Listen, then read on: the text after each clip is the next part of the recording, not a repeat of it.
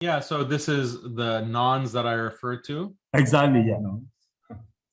Yeah, so that's you answered the question, right? So how do you determine what is right and wrong?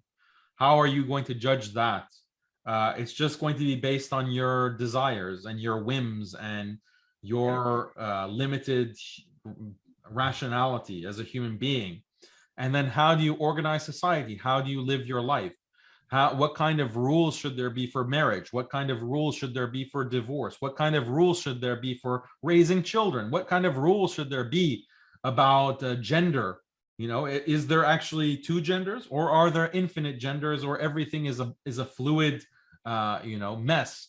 What is the reality? Where can we get guidance on all of these questions? How do we run a government? How do we run a economy? How do we make sure, what should people eat? What should they not eat? How should people wash themselves? How should people cleanse themselves? How should people, bury the dead, or should we cremate, or should we, what should we do to handle death?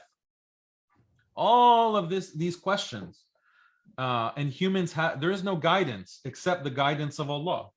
There is no guidance except the guidance of Allah. And when you look at the options, okay, well, there are all these religions. Why should we become Muslim? Why should we follow the guidance of the Quran and the Sunnah as found in Islam?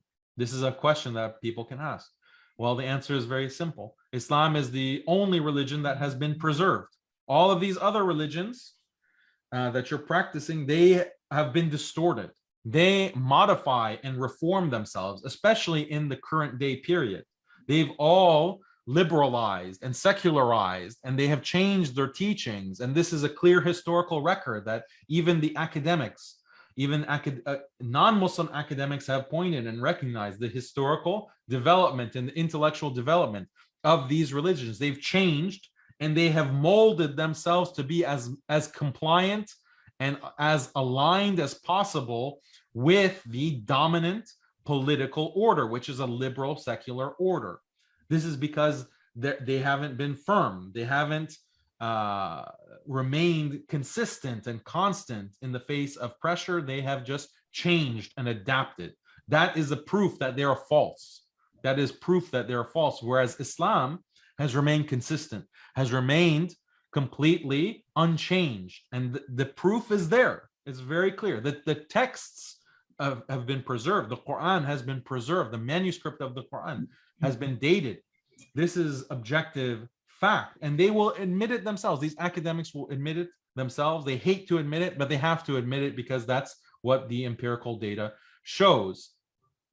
And no, like the kind of standards that they use for Islam are so high that they don't use for any other religion, and Islam still meets their standards of preservation. So this shows that Islam is the true religion, and the religion that is from the Creator, that every human being, because of their fitrah, knows.